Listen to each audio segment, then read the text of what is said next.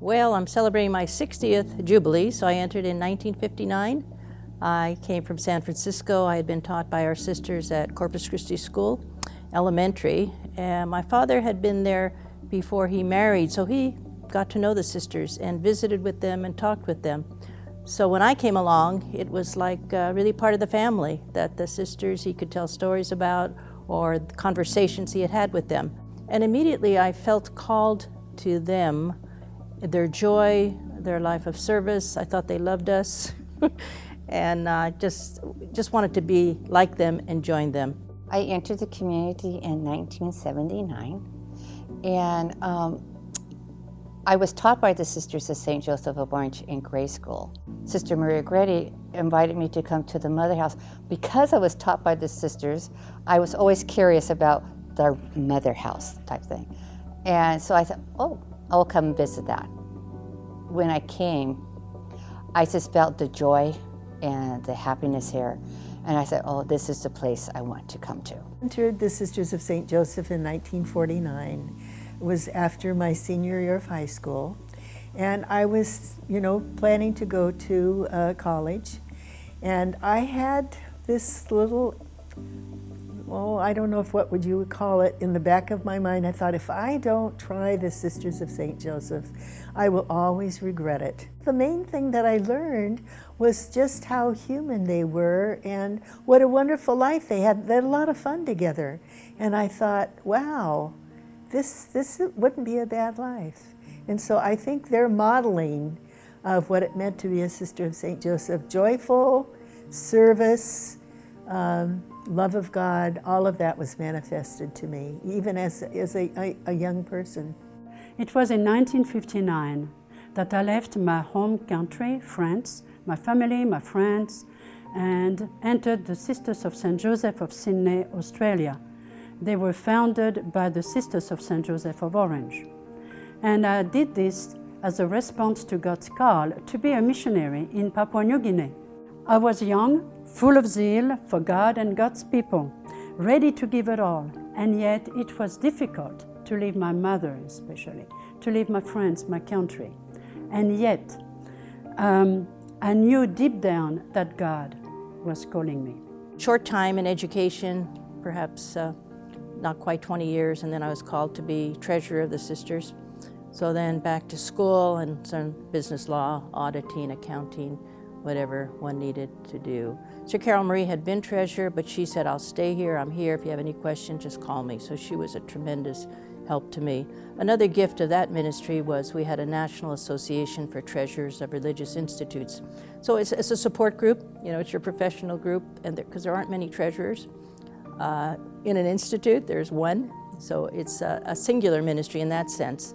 I knew that I wanted to do something with children. I wanted to be a teacher. And I started off as a preschool teacher. And when I was looking at other congregations, I wanted to go into a congregation that had education as a ministry. And of course, I knew our sisters did because I was taught by them. Because I love God, be able to talk to children about the love of God. And also because I was a history major, talk about history and tell stories. I started in elementary education, and I started in 4th grade. I got a visit from Mother Felix, who was our general superior, and she said, we would like to ask you to go on to graduate studies and get a doctorate in in history. So that was a big change.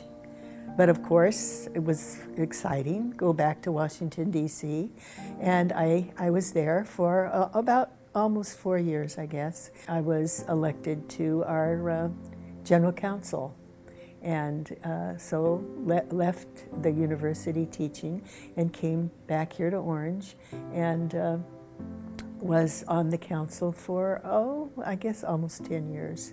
Then after that, I went up to Santa Rosa Memorial. And then I was asked to come down to a new hospital that we had acquired in South Orange County, Mission Hospital. And I came there, and actually this is my 25th year. After my first vows, I was sent to the Teachers College, Catholic Teachers College, to become a teacher.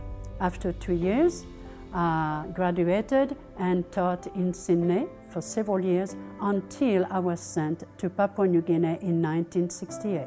So I spent 22 years of my life in Papua New Guinea on the island of Bougainville. 15 years ago, I was looking for volunteer opportunities that would address the needs of the marginalized. And through God's creative ways, I was introduced to the women's state prison in Corona. A more of a deep sense of gratitude for the God who called me through my father, through providence and bringing him from Ireland to Corpus Christi Parish and meeting the sisters there, which started the whole journey. So a deep sense of gratitude to God who called me, to my family, my brother, his family, sisters, colleagues. It's been a wonderful life. It's been exciting. It's never the same.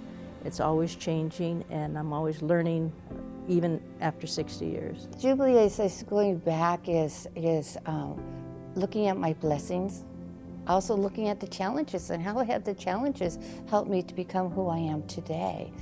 And but I think really it's just the fact that, you know, I have been able to walk in this path with God, that I have had these wonderful sisters to also walk with, and I'm looking forward to continue walking with them because it's just been a right fit for me. An overwhelming sense of gratitude to God for these 70 years that I've been blessed.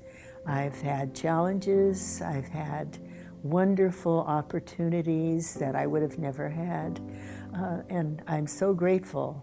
I'm grateful to the congregation, I'm grateful to my family. It means to gratefully celebrate and give thanks to God. Give thanks for God's call, for God's abundant love and faithfulness all through my life. So for all that has been, I give thanks, and for all that is, I give thanks. La joie de vivre